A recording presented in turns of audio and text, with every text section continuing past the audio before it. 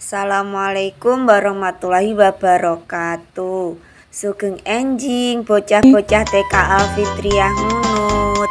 Monggo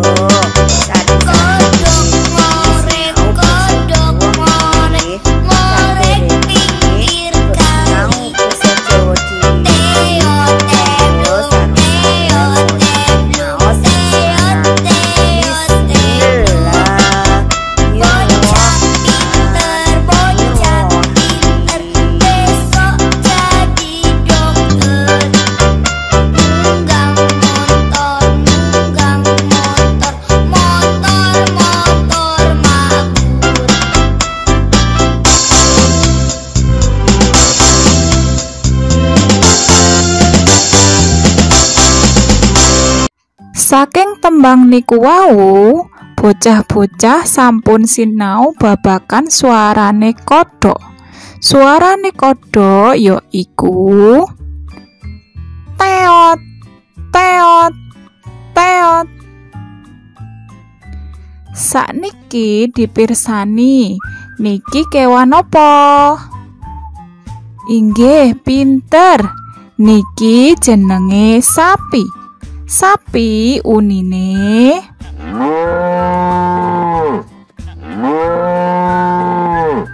banjur niki kewan apa bocah-bocah? Pinter, niki jenenge pitik babon. Suarane pitik babon ya iku salajengipun kucing. Suarane kucing ya iku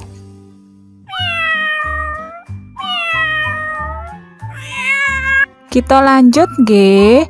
Iki pitik jago. Suarane pitik jago ya iku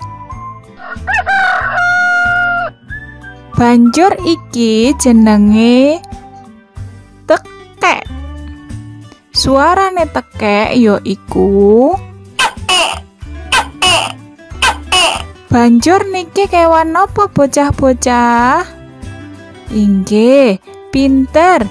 Iki jenenge wedhus. Suarane wedhus ya iku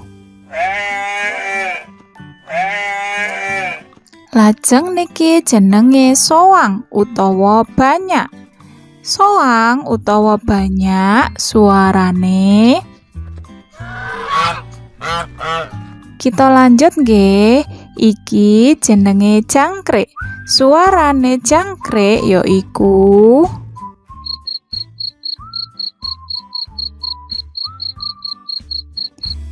yen iki jenenge lemut.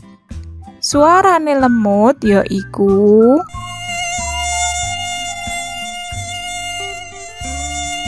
lah sing iki jenenge kutuk. Kutuk ya iku anake pitik. Suarane kutuk ya iku nah bocah-bocah niku wau pasinaon babagan suarane kewan dinten niki. Sakniki wancine bocah-bocah gladen. Gladen dinten niki saged dipirsani ing Google Classroom nggih.